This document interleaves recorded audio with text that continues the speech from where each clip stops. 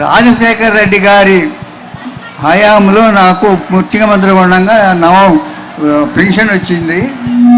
అక్కడి నుంచి వస్తుంది. గత చంద్రబాబు నాయుడు గారి ముఖ్యమంత్రి ఉండగా నేను పెన్షన్కు వెళ్తే తెల్లవారుజామున 4ంటికి వెళ్ళేవాడిని పంచాయతీ ఆఫీస్కు. అది గొంతులో ఉంది. నాకన్నా ముందు 4 ఉండేవాళ్ళు. అక్కడ 10 కుర్చీలు ఉండేవి. ఒక కుర్చీలో నేను కూర్చున్న తర్వాత వచ్చే వాళ్ళకి కుర్చీలు ఉండవు.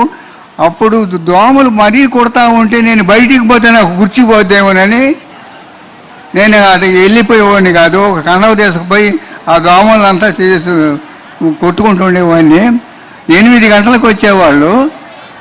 వచ్చే వరకు అది వ్యాపు కొంత పని చేయకపోతే 9 అయ్యేది. ఈ 9 అయ్యే లోపల దాదాపు 100-200 మంది 300 మంది కూడా వచ్చి ఆ పుస్తకాలు పెట్టేవాళ్ళు. ఆ తర్వాత వచ్చే వాళ్ళకు మీరు రాండి, మీరు సాయంత్రం అయితే రేపు రమ్మనేవాళ్ళు. అట్లా 7 రోజుల దాకా పింఛన్ ఇస్తుండేవాళ్ళు. నేను ఎంతో బాధపడి ఈ బాధ ఎప్పుడు పోద్దా అని అనుకుంటుండేవాడిని.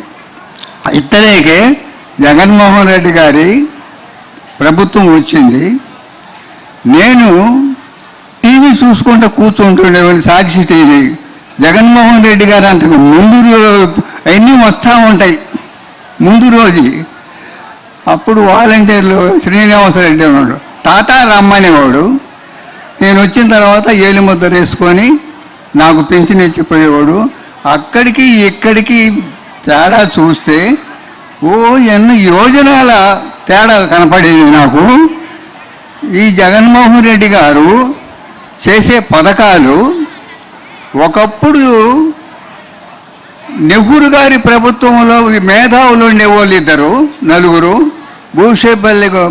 భూపేష్ గుప్తా, డాంగే, చంద్రరాజరావు. వీళ్ళు ప్రతిపక్షంలో ఏమడిగేవాళ్ళంటే మాకు 10 సంక్షేమ పథకాలు అడిగేవాళ్ళు, 10-12 అడిగేవాళ్ళు. ఆయన 1-2 నెహ్రూ గారు చెప్పేవాడు, చేసేవాడు. ఈ జగన్మోహన్ రెడ్డి గారికి సొంతంగా 100 సంక్షేమ పథకాలలో 98 చేశాడు. ఎవరు చెప్పారు? వాళ్ళు 4 కలిసి చేసేవాళ్ళు. ఇది అడుగుదామని. అప్పుడు జగన్మోహన్ రెడ్డి గారు సొంతంగా ఆ బంగారపు మెదడులో నుంచి వచ్చిన మేధావి, బంగారపు మెదరే, ఆ మెదడు నుంచి వచ్చిన